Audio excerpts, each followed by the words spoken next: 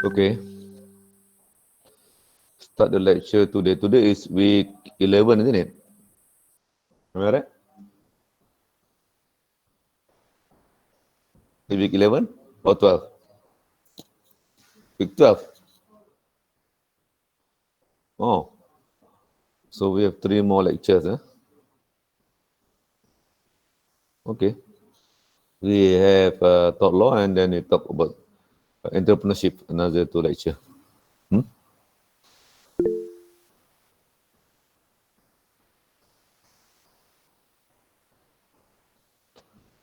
Okay. Which screen is flickering? Huh? Mine is okay here. I don't know what happened. Let me check. Should be okay about it.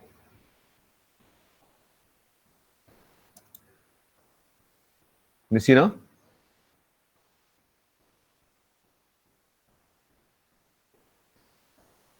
Okay. The connection. Okay. So Haziq, take the attendance. Remember, this is the second last topic. Next week, I hope I can complete the topic. We only have 3 more lecture, including today. My taskbar is flickering. Is it? Hold on. I think something wrong with the connection. Move the computer a bit.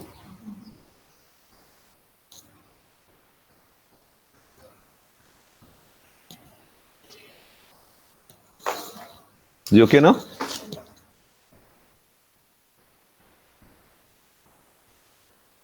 Is it okay now, everybody?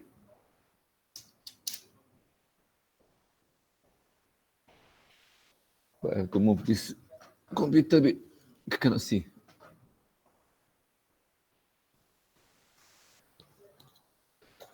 Okay, talking about tort law. What is tort law? Tort law. I don't know what's the translation in Bahasa Melayu. Can somebody check the translation? Tort law apa dia Bahasa Melayu?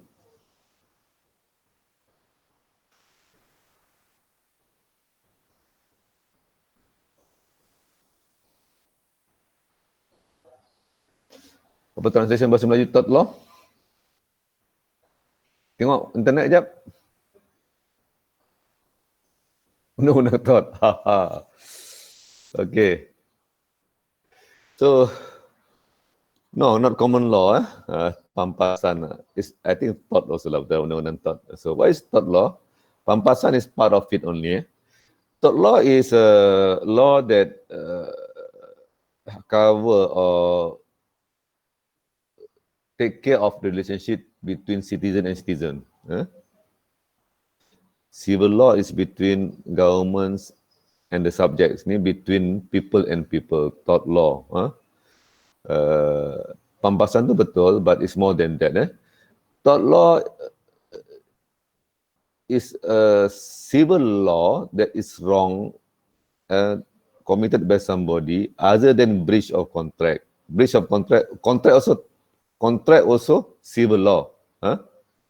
Contract also civil law, but tort law is other than contract. Because contract, if you breach, you can get the compensation, isn't it? So tort law, if you commit it, the person who suffer because of your doing will receive compensation. Are you with me now? So law other than breach of contract, whereby the person suffer from the doing of the person who have committed something wrong can claim for compensation. Boleh? Nak bahasa Melayu. Undang-undang yang mana seseorang boleh menuntut ganti rugi kerugian akibat daripada perlakuan seseorang yang telah pun melakukan kesalahan tort. Okey. Boleh? Boleh faham? Melayu. Are you okay? Melayu? Okay. So, the 3, 4 now of the law that we discussed today is negligence. Negligence. What is negligence? What is negligence? Negligence apa dia bahasa Melayu? Kecuaian. Kecuaian. Nuisance. What is nuisance?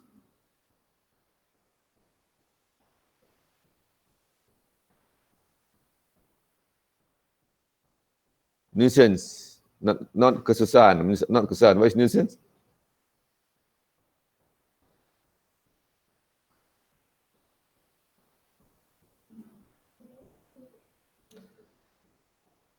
Mengganggu ketenteraman. Disturbings. Disturbings of the peaceful environment. Nuisance. Nuisance. Trespass. What is trespass?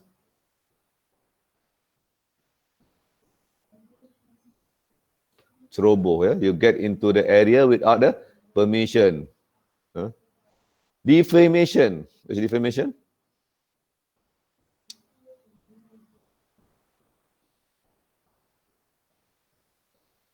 Fitnah. Something that cause shameful to the other party. Okay. Everybody got it? So when somebody involved or committed this particular, we don't call it crime, this particular behavior, it will inflict into the others.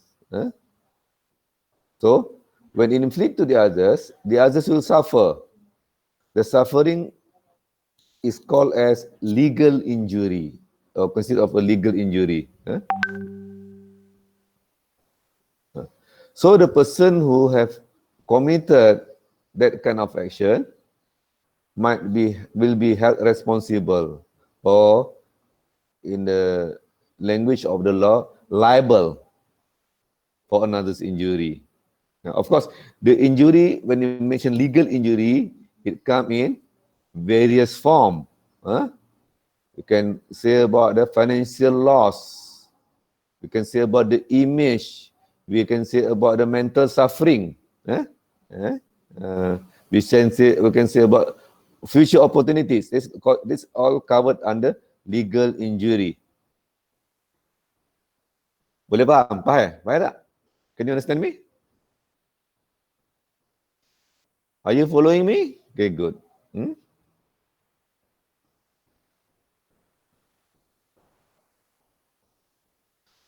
Why as an engineer you need to know all these things?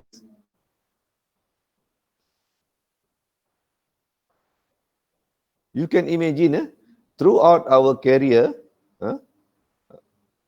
it's very easy, any one of us, whether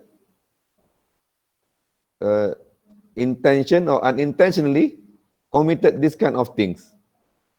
Negligence, for example, in your supervision of the project, you neglect the importance of the safety, then you can charge under negligence.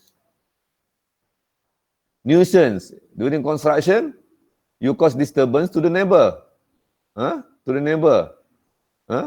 They cannot sleep. I give you the example last time. The old engineer in Petaling Jaya cannot sleep. I cause nuisance to the environment doing the sheet piling. Remember? Remember or not?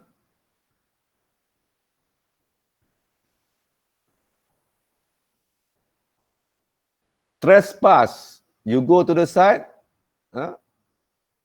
then you have a neighboring property.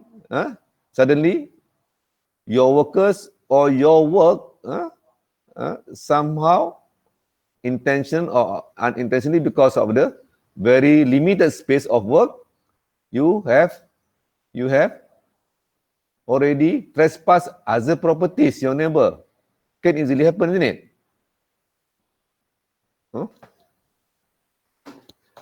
Defamation, of course, defamation.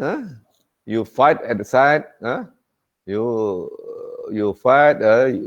Maybe accidentally you say something or you write something. You defame the other party. You defame the other party. Okay. we can easily get into this problem. Can easily get into these problems. That's why it is important for us to know our limitation so that we don't commit these things.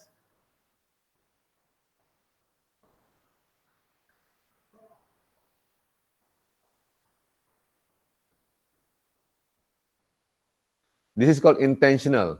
Intentional means assault, battery, false imprisonment. These are all intentional. These are all intentional. Intentional. We don't discuss here. We discuss that the other one. This is all intentional. You assault means what? You hit the person. Battery. False imprisonment. Akmal apa tu paksa Ain untuk kahwin dengan dia, tangkap dia, sampai dia setuju kahwin, macam cerita Piramli dia tangkap siapa? Anak siapa? Piramli, I cannot remember. Dia curi malam-malam untuk paksa dia kahwin. For intentional infliction, these are all, maybe you are not going to do it, except for this one, trespass, can be unintentional sometimes. Okay. Conversion apa? Conversion apa dia? Conversion. Anybody? Conversion? What is conversion? These are not, we are unlikely to commit this thing. What is conversion? What is conversion? Please, anybody? Forcing people to change their religion. This conversion. Forcing. Okay. These are what we are involved. Negligence. Negligence. So we are going to discuss about negligence later on. Okay.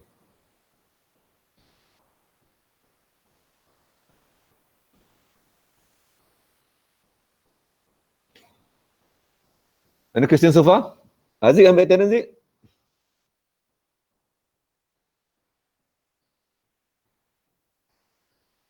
We have 44 students. Haziq, about 90% of the students check in already. Okay.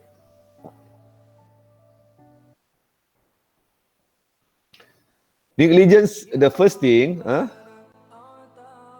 when you are appointed as an engineer, whether as a consultant at site or as a designer, you have a duty of care, maknanya you have a responsibility.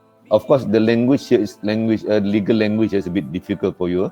It's very sharp. Duty of care, you are the defendant. When you are an engineer, you have a duty of care to the plaintiff, according to the proximity, means what? According to the limit principle, according to your responsibility to the client, which is the plaintiff. So you have involved the breach of duty once you fail to discharge your responsibility according to the standard of care, which is what? According to the normal professional engineer can do. Means if they are doing the design, they check with all the code of practice. When they do the supervision, they check every step according to the drawing and spec. Means that is what is meant by to meet the required standard of care. What the minimum requirement of a professional will do. When a patient go to the clinic, the first thing the doctor said is, what kind of sickness do you have? You check the temperature. They have a minimum test that they should do. If they fail to do that, means the doctor is not doing their professional, what they call it, responsibility according to the required standard of care. Means what we are talking commonly now during COVID is SOP. What is SOP? What is SOP?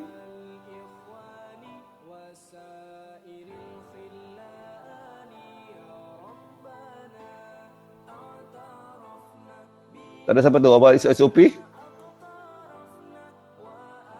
Standard Operation Procedure. So what is your SOP in design? So what is your SOP in design? Civil engineer.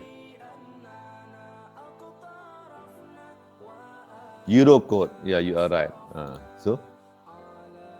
So there is a causal link, means which you have relationship between the plaintiff and the defendants. You have a contractual. You have a contract. Causal links, you have a contract. You have a contract between yourself and the plaintiff. And you have omitted. Omission means you have negligence. Omitted means you didn't fulfill part of that requirement. You omit your responsibility. Okay. So, damage reasonably foreseeable at the time of breach means you know that if you don't make sure that the design is not according to the Eurocode, there's not enough steel reinforcement, the thing will crack. Means foreseeable. Before the things happen, you check the calculation. If you check the calculation, the beam will crack. Means foreseeable. It's foreseeable. Of course, if it is suddenly earthquake, which never happened in Malaysia before, it is not foreseeable. So, it must be foreseeable. So, these are the things that need to be fulfilled by the plaintiff to prove that the defendants, the engineer, has already committed the negligence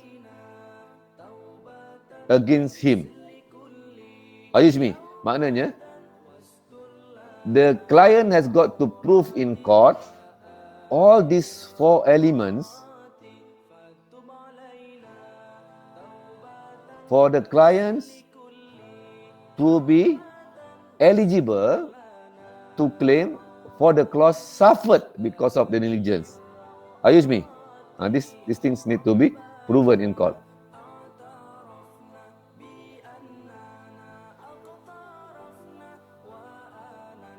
Okay? Everybody follow? It's legal things, berat sikit dia punya ayat. Luckily open book. You don't have to memorize.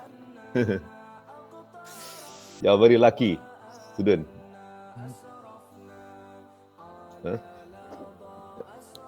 Any questions so far?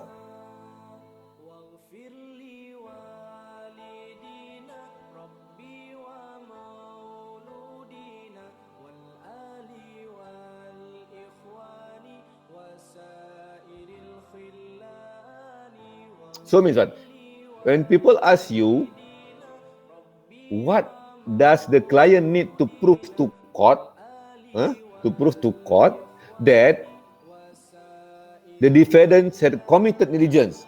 So the client has got to prove this one.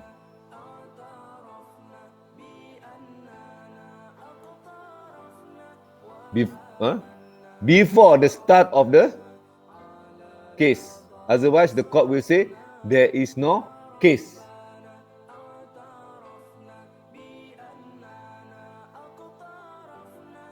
No, it is so.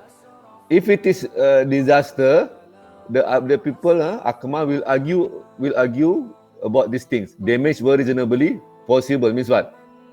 The damage is due to disaster, so it is not reasonably foreseeable. This is what the defendants will say. But the client will argue that it's foreseeable. You should foresee this one because it happened all the time. It's a natural disaster. The flood happened all the time in Kelantan. So they argue along this line. It's a line of argument. Okay, Akmal? Do you understand, Akmal? Okay.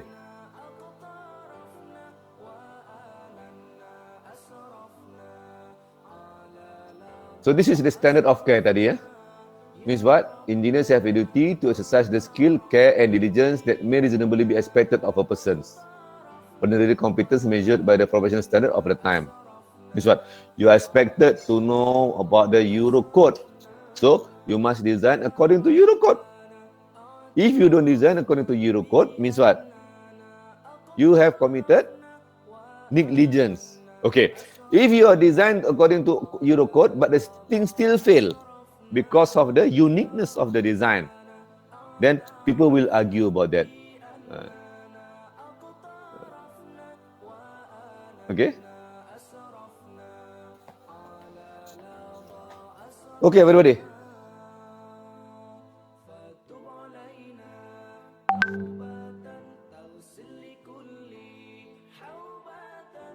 For example, if you realize MRR2, last few years, there's a crack at the central pier there. Until now, you can see the crack. So I was involved that time. The engineer has done according to the code, but the thing still fail. Why? The beam is very thick. I mean, it's very thick. The differential, the differential is not taken into consideration. But it is not provided in the Euro code, in the code at that time. But at that time, CP8110. So they argue along that line. So they are escaped with that reason. So it's a special kind of building. Or in Japan, when they design what they call it, nuclear station, suddenly there's a tsunami. They have taken into consideration Fukushima, everything, but suddenly the tsunami happened at the what they call it, level that has never been happened before. So there is no negligence involved in the part of the engineer, because the engineers have done the duty and standard of care. Okay.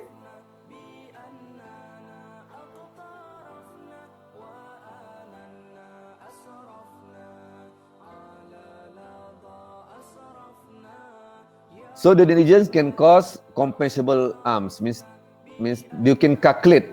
Purely economic means what? Because your negligence, the building collapse. So in terms of economic nature, you can calculate how much is the cost to repair, or how much to make it to the good condition again.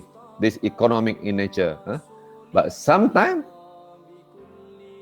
it can also cause some other things.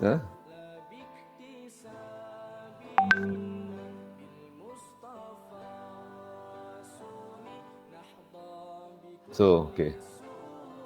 I told you before. This is the arguments by the people, by the engineers, against the claim. Against the claim. Means what? No duty of care owed. Means what?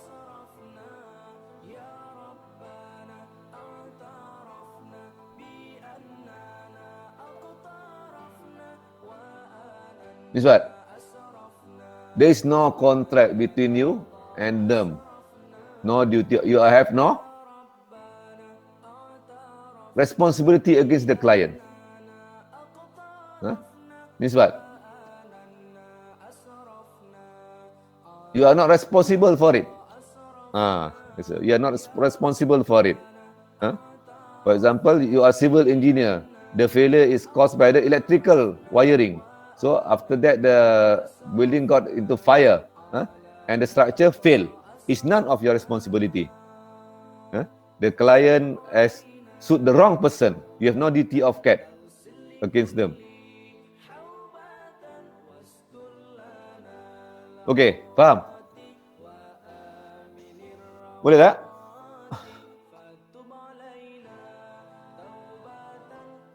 Aida nanti dah faham, Aida? Mana Aida tidur lagi?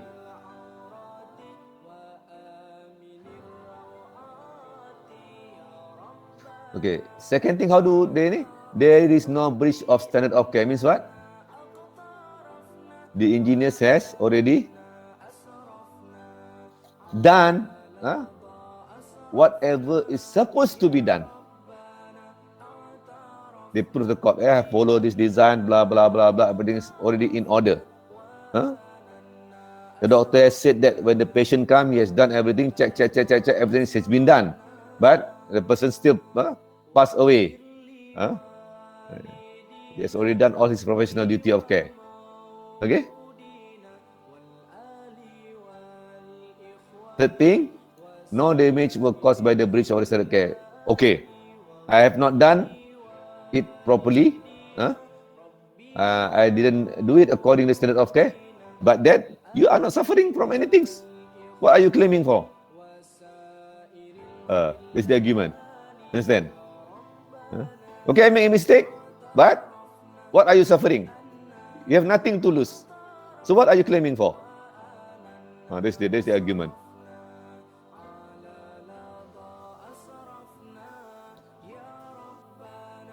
These things I have explained to you, damage were not reasonably foreseeable. Not foreseeable, I told you already. Then the fourth thing is limitation period has expired. Okay. There's a leaking in the building, but the defect liability period is over already. Contract closed already. Okay.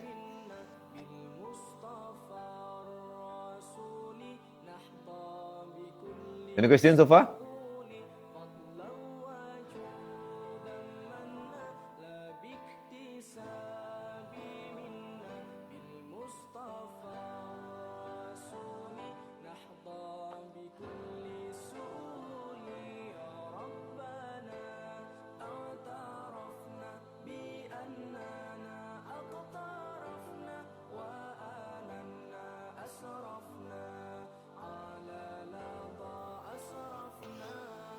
Okay, another thing, people can get away from the claim because of misrepresentation. What is misrepresentation? Means what? There is no contractual actually. Dalam bahasa Melayu apa? Misrepresentation.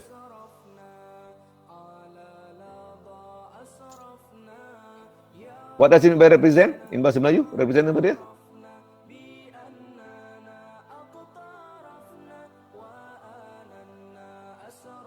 Apa represent dalam bahasa Melayu? Liana, apa represent? Wakil. Means what? The person who is being sued actually does not have a legal right to represent that organization. For example, Akmal is coming to the site to check the steel enforcement of the building. But Akmal is not working with the company. Dia cuma datang sebab dia nak tolong Aida. He come because Aida is his girlfriend. On that day, is not feeling well. So he come and check. Akmal come and check. He approved the building. He approved the building steel enforcement and they concrete. But there's element of negligence there. The client sue Akmal. So Akmal said, no, I am not the right person to be sued because I don't come from the company. This misrepresentation. This only special relationship.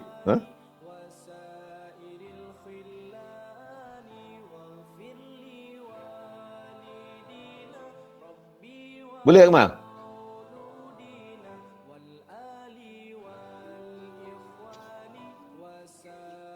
Boleh apa? Boleh you dengan Aida ke? Boleh understand the scenario?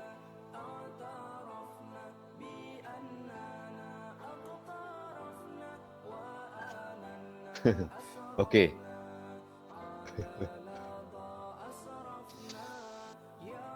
Scenario dia, Aida working with a consultant company, supervising a project. On that particular day, Aida cannot go. Okay, to check the steel reinforcement. So he called Akma, her boyfriend, to come and check. Akma came and checked and let it go. But the thing is not according to the drawing, so negligence involved. The building cracked. The owner claim Akmal against Akmal for his negligence. So Akmal argument is that it is only special relationship. Contractually there is nothing between him and the client. This called understand? Boleh faham? Dah? Fazli boleh? So I ask Akmal kata boleh. So boleh which one? Boleh dia dengan Aida ke? Boleh faham the question. Dia kata boleh dia dengan Aida.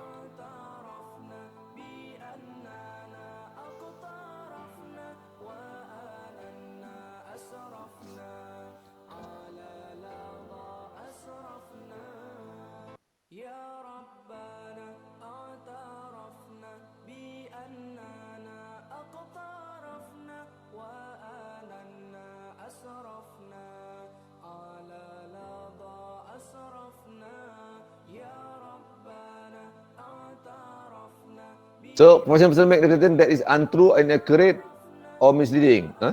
Dia datang professional person, dia ingat dia professional tapi dia pun bukan professional. Tipu. Representation is made negligently, dia cuai.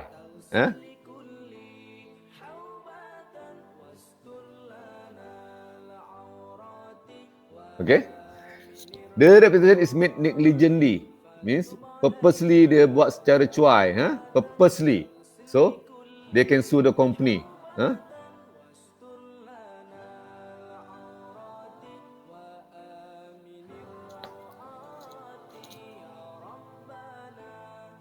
Sama tadi, ulang balik. This is the arguments.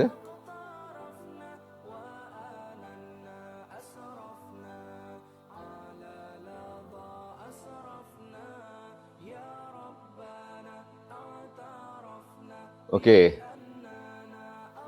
So what is the objective of the damage for commission of tort? Kalau pergi kat mahkamah.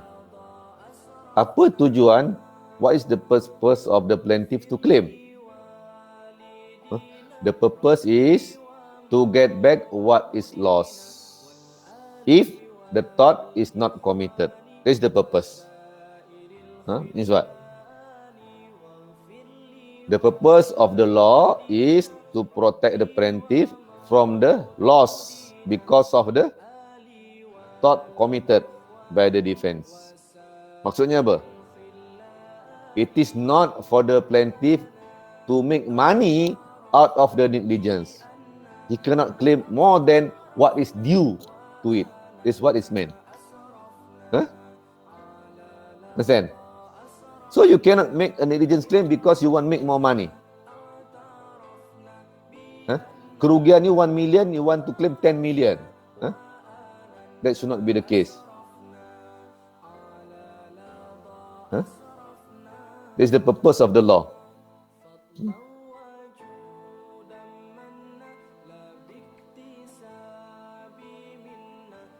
So what are the damage that can be awarded to the person, to the plaintiff? What are the damage yang diawarded? Apakah bentuk ganti rugi yang boleh diberikan kepada orang yang menanggung kerugian? What are the damage that can be awarded to the people who suffer the loss? This is general. General damage means what?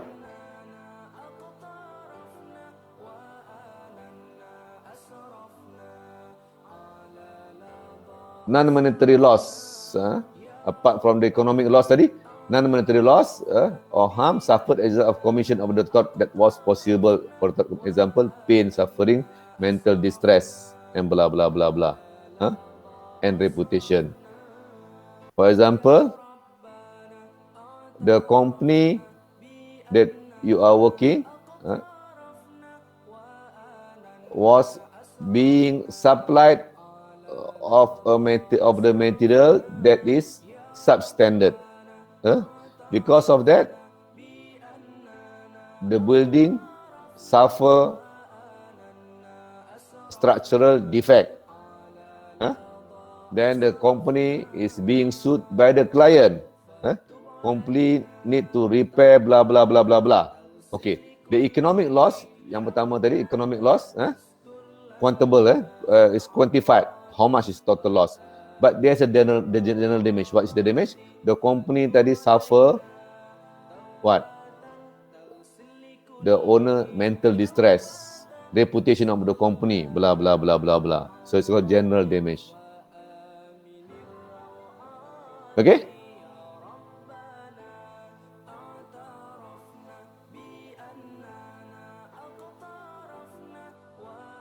There is general damage. Special damage is economic loss, blah blah. There's special damage, economic loss. How much does the building cost? It's quantifiable monetary loss. How much the total cost? So on top of that, they boleh claim on general damage.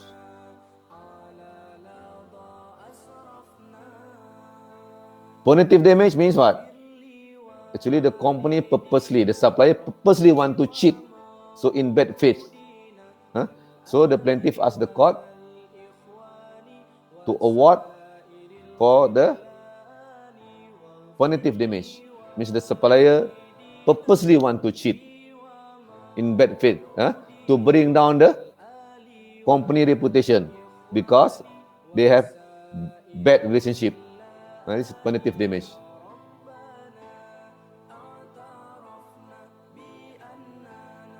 So ada 3 type of damage which is that can be claimed by the plaintiff for the top involved by the people who have committed the wrongdoing.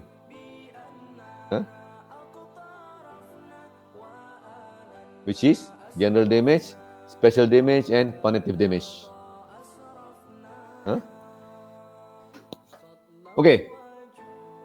So there are 3 type of compensation that can be claimed. Anissa, faham tak Anissa?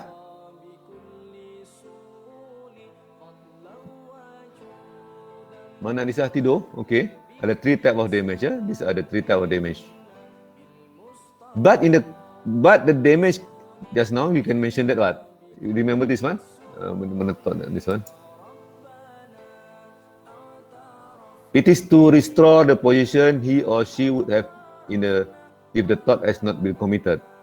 So this one is covered under this 4th sentence, which is plaintiff has the duty to mitigate the damage. What does it mean? Apa maksud dia? Anybody can answer. Apa maksud this statement? Sabrina, apa maksud plaintiff has the duty to mitigate the damage?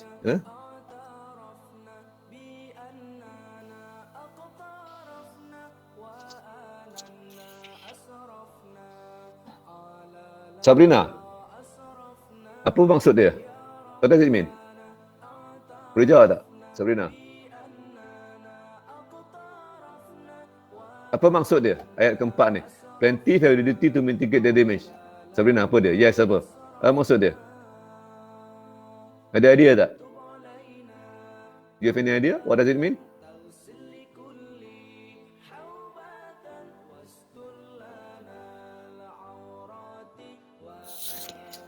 Ada idea, Sabrina?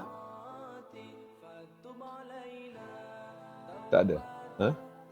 Siapa yang minat law? Akmal, you suka law? Apa dia? What does it mean? The 4th sentence. Tahu you suka law.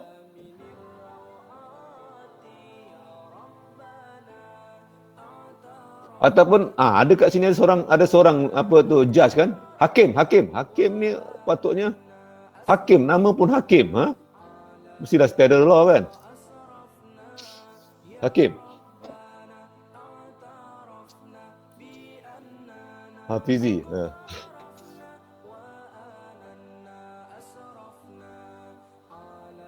Hakim ni lah suka law, nama pun hakim. Oh. Bukan tolak mah. Apa dia? Siapa dia plaintiff? Orang yang menuntut. Maknanya, orang yang menuntut tadi berusaha untuk mengurangkan kerosakan. Means what? The plaintiff has the responsibility to put the effort to reduce the amount of damage.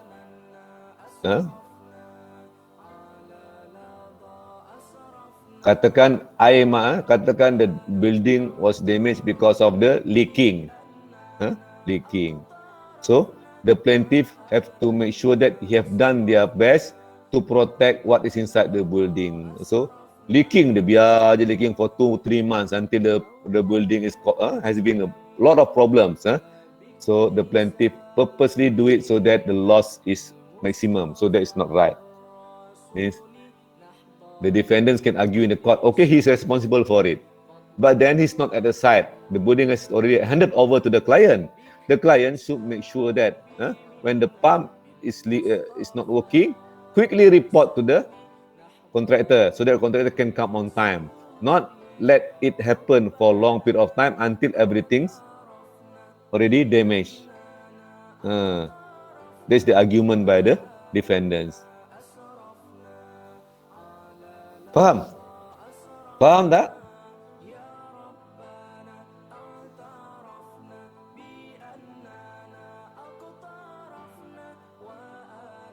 No. That's why I said duty to mitigate according to the reasonable practice. So for example, your duty is to switch off the switch. You must switch off the switch. But you are not supposed to take out and repair yourself because that is your work. That's not your work. To switch off the switch and call the contractor to come and repair. It's leaking. Understand? But don't repair it. Repair is not your responsibility. Switch off your responsibility. Reasonable action. Okay, Akmal? Faham?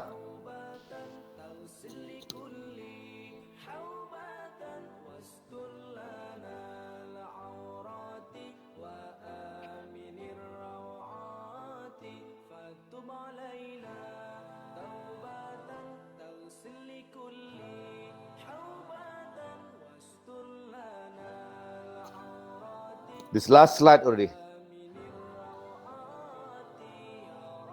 In a certain case, this is what the government is trying to do now.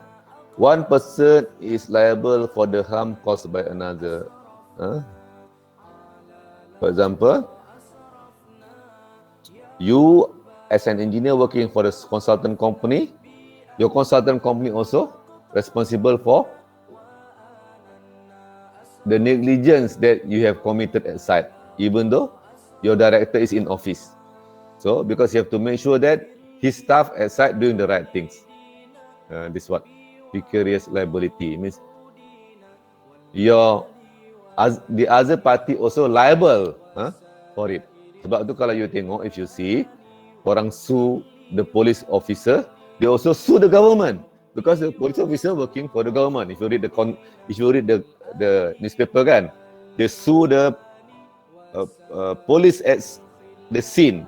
They sue the chief police inspector. They also sue the government. This is called vicarious liability. The chief police officer is liable. The government also liable. It's a good example, isn't it? Ada faham, everybody?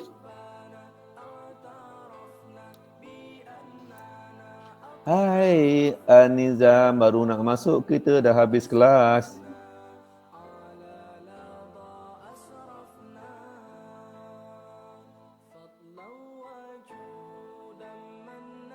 Okay, next question. That one kita sudah habis kita punya lecture on this particular topic.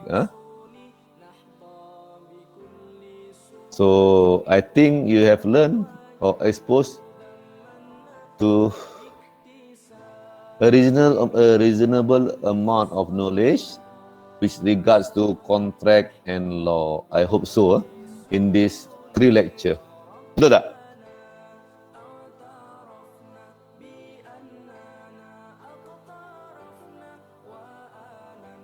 Betul?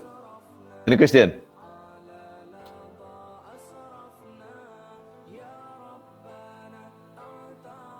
Law memang berat, tapi kita kena tahu. So, what is being told to you dalam 3 lectures, law and contract, is just introduction. But when you work later on, we work at site, memang you have no choice. You argue, you read the contract. That's contract law. Suddenly you get sued. That is law. Memang tak ada pilihan. Memang tak ada pilihan. In your life, memang you have no choice. Even though you are a lawyer, you must know the flow of law. Memang berat. Memang berat. When you know about it, you go and see the lawyer, you know what they are talking about.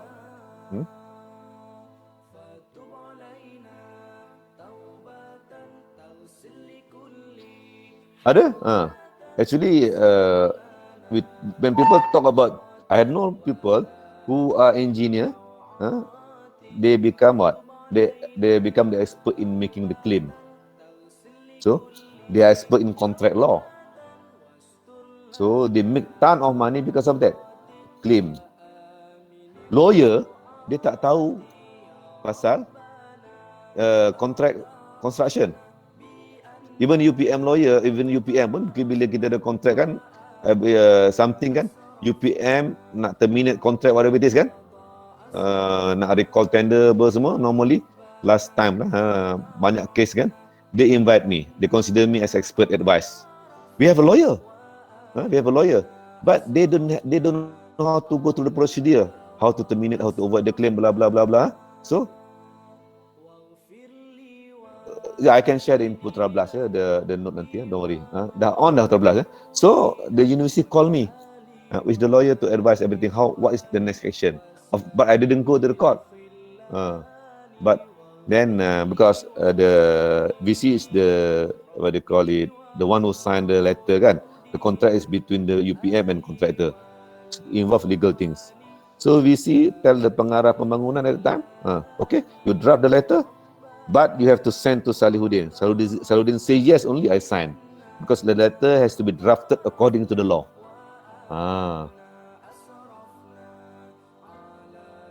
They consider me as expert in contract law. There were quite a number of cases kat UPM. The, what they call it, the White House, the building yang kat guard stadium tu, terminated last time, I was involved. And then college apa semua was involved, with the legal procedure. And then some claim by the contractor, I was involved also to go to the court to protect the university. But of course I didn't get anything from the university lah, tolong saja, apart from my normal gaji.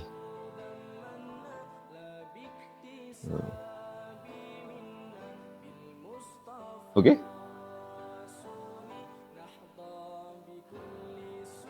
So a lot of people also they get engineering degree, a combination with the legal degree. So they buat part time, call to the bar. So jadi lawyer, expert in construction. People talking about 2 degree, they have a engineering degree, business degree. They have accountant degree, business degree. Yeah, they call, kalau nak pergi, you want to go to court, you have to call to the bar lah. Otherwise, you just become a normal advisor saja lah. Claim engineer need to understand about contract a lot.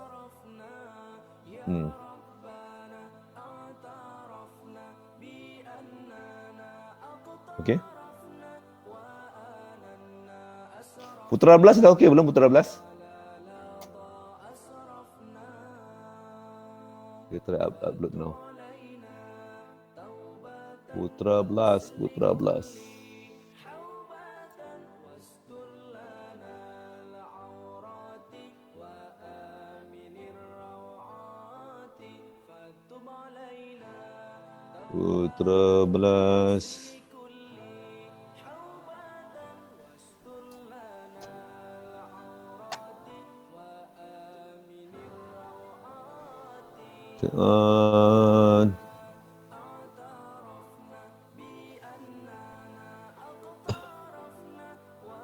Add activity or resources, add a file,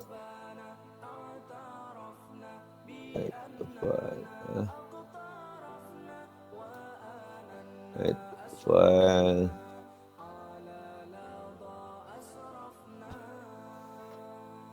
contract and law.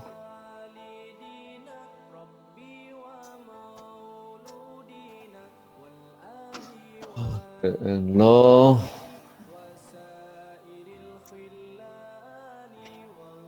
choose file, document, 301, contract and law.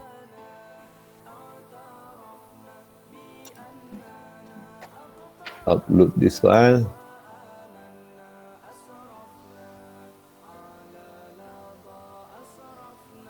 Save and display. Cek, ada tak? Tengok. Cek. Lepas tu dia kata dah ada. Kau?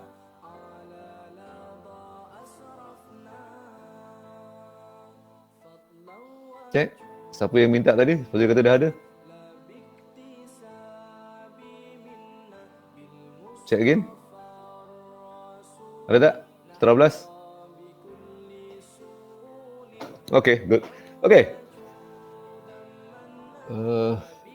Okay, I give you one example, your assignment about the contract, for example. Dalam test, macam mana nak dia punya test. You read this one. Okay. Okay. Baca this question.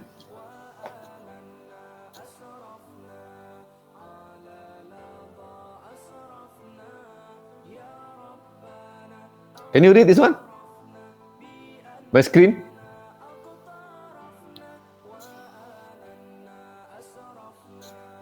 Can you read this one? Interesting tak?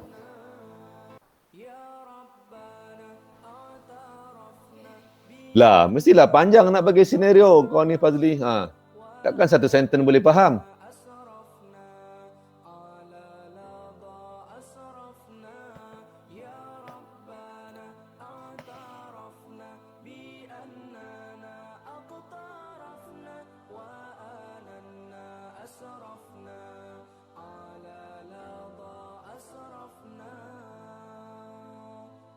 Baca. I will upload this one also. Upload this one.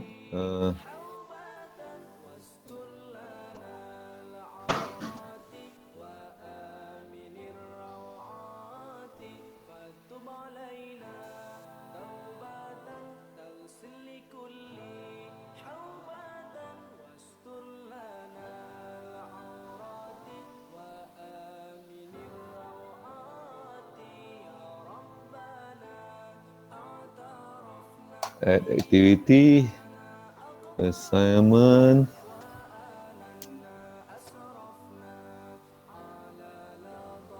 add.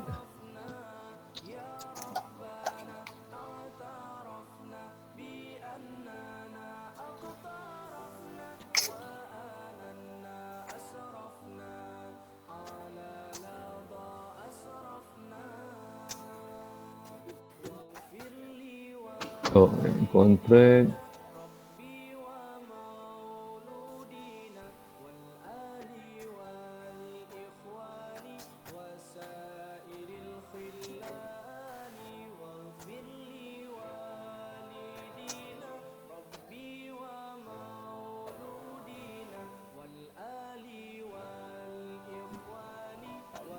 File. This file.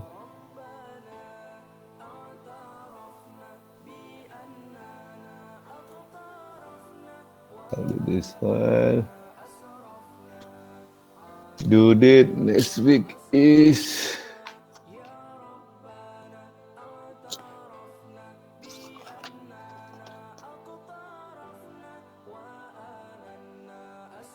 today is the 29th, 6th of July. Okay. 8 a.m.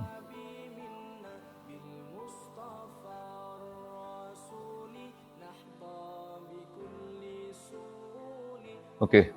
Dalam Putra 12 ada tak assignment? Check. Putra 12 ada assignment tak? Saya dah upload.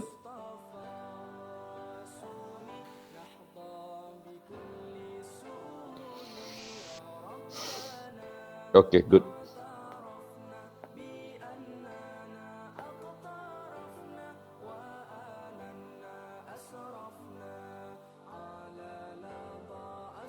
Do you understand the scenario, the case now?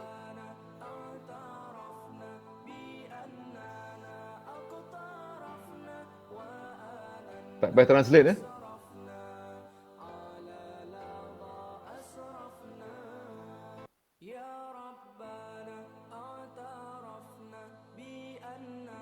Any question?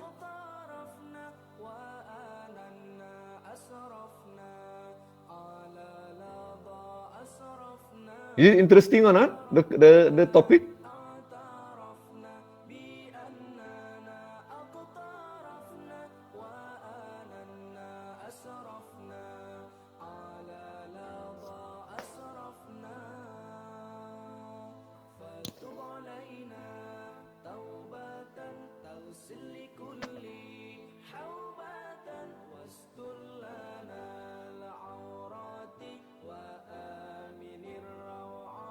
Boleh ya? So, actually, this question is one of the question in the final exam last semester.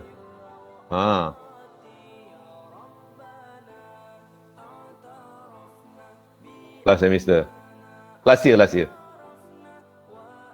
So, maknanya, you are allocated half an hour to answer this question.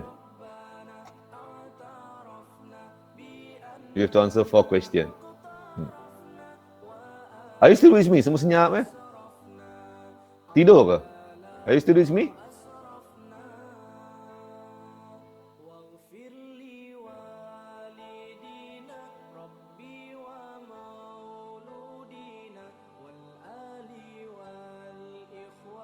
So this is the standard of the final exam.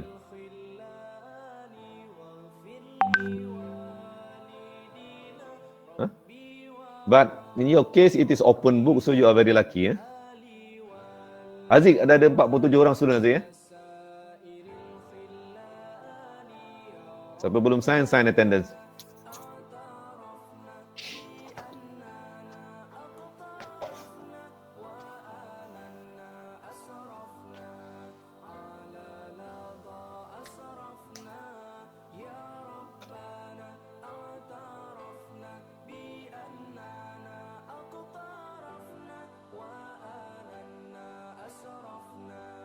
Okey, nak sambung ke nak stop? Ngantuk semua dah.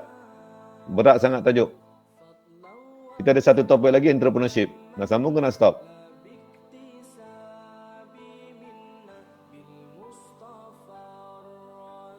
You want to continue, want to stop? The new topic is entrepreneurship.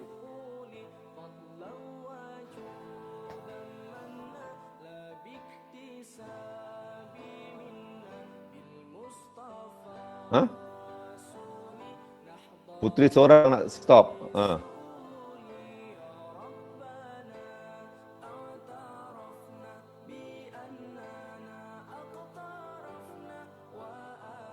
I know the topic is heavy, that's why even though it's law and engineer, saya bagi lecture sampai 3 minggu.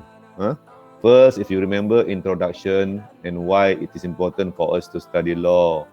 And then we talk about contract, and then this tort law. 3 benda yang kita cover in the past 3 weeks. But I know the topic is very, very important for you. But can you imagine kalau this topic is being taught by orang yang tak ada experience, yang tak pernah melaluinya? Lagilah boring. Macam mana? If it's being given by a lecturer yang tak pernah menghadapi benda ni, yang haven't gone through it.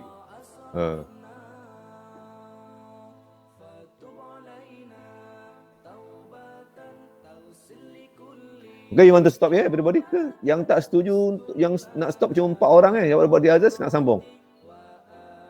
The other silent majority, you want to continue?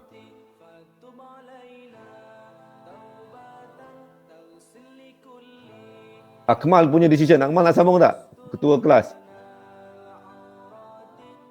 Kalau Akmal kata sambung, sambung.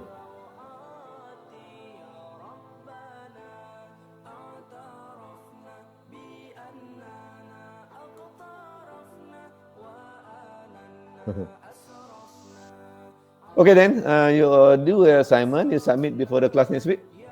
Okay? Okay? Okay. See you next week. You have a lab after this kan? Okay. Bye. Assalamualaikum.